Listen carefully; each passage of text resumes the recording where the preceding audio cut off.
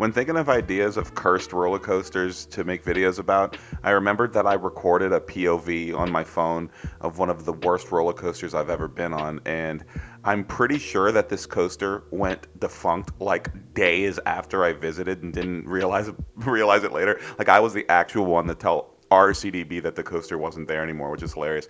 Anyway, this is in Pensacola.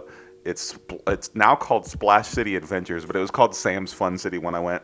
The guy who was running the ride told me that they bought this roller coaster from Scotland, but it was damaged as fuck on the way back. So they've basically they've basically been like just doing whatever they could to make it operate, putting like weights in the back seat with dummies and stuff to make the thing actually possible to complete the fucking course.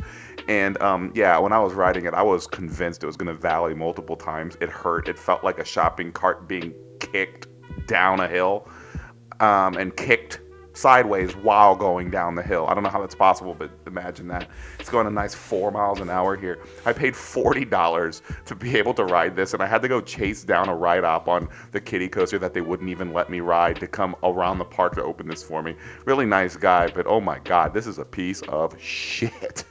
Not recommended and not possible because it's gone.